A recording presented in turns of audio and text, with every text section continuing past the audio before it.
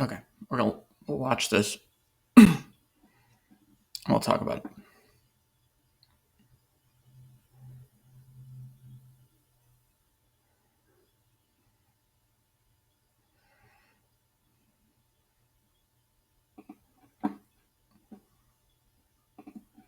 So, back this up. Zone entry.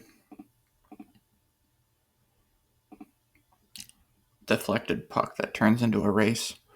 That white wins. Change sides.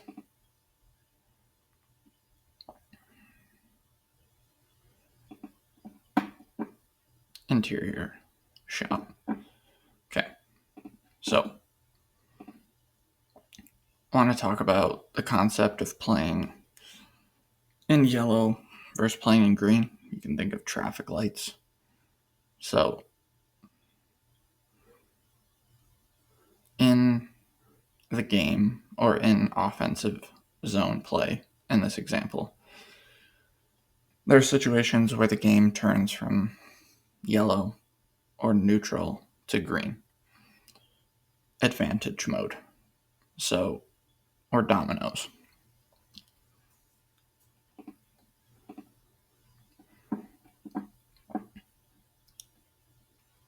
So, right now, if you just take a still frame, we can be in green here. If this pass goes interior, there's immediately a 2-on-1 with these two players.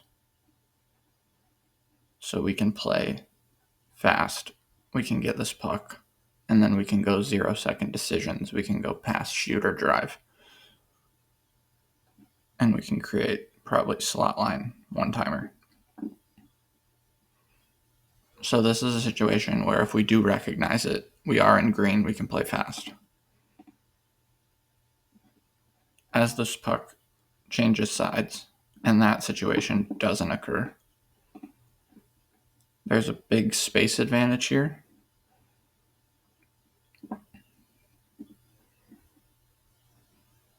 This player probably doesn't have his hands free if this pass comes across.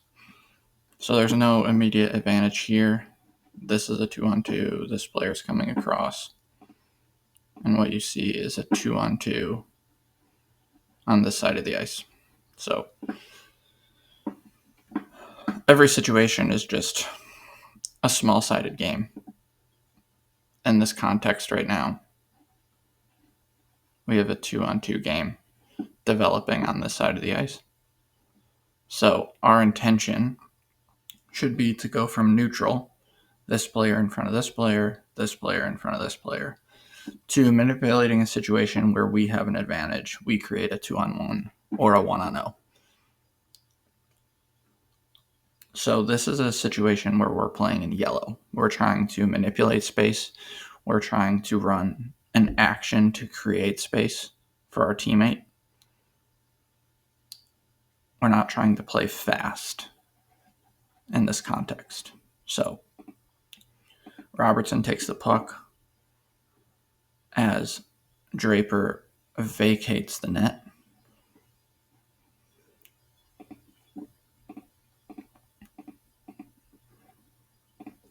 Tries to create a situation where he's playing in between checks, and that might create some confusion. That might create a switch.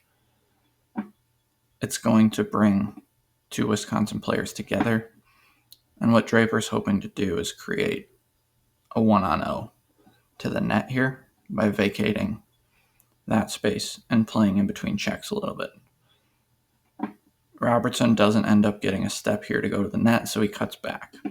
Draper's job is not over. He doesn't stand, he goes back to work. He doesn't wait around, he goes back to work. How can I create space for my teammate? He works back, and this time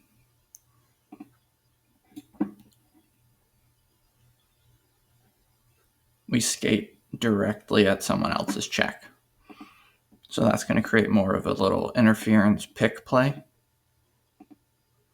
If we skate right at someone's check, these two players are going to come together. And Draper doesn't necessarily even have to get a piece of this guy. He just has to threaten his space. And this is what causes defensive communication and defensive confusion. How do we navigate this? Am I coming through? Is this player switching checks? Is this player staying? And this little bit of a cut, even with no physical contact, creates enough confusion to create enough space for a player that is a lefty to get interior, stick to the middle. It's not by any means, a grade A. It's not double slot line. It's not the best, but we turn a 2-on-2 into an interior chance.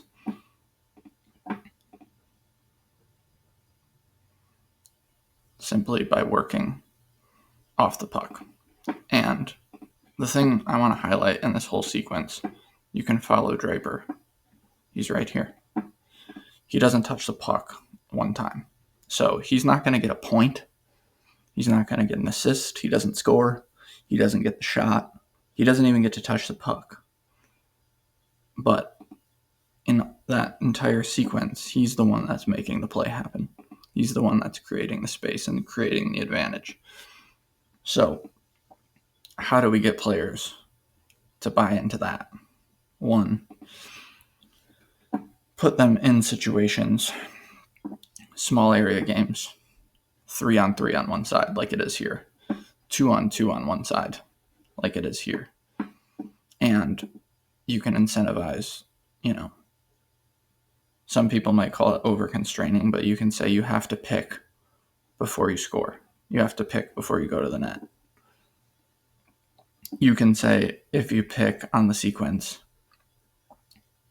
and score off of it, it's +3. You could say if you don't run an action, a pick, a rotation, a switch, whatever you want to call it, if you don't run some sort of action to try and create an advantage within 3 seconds of this game, it's a turnover.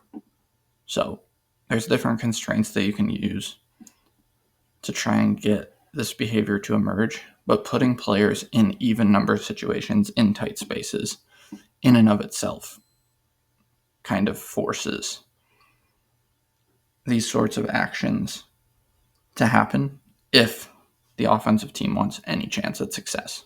You just have to do it. The other way is obviously showing clips like this on video to your team, showing exemplars to reinforce, this is who made the play, like talk this guy up.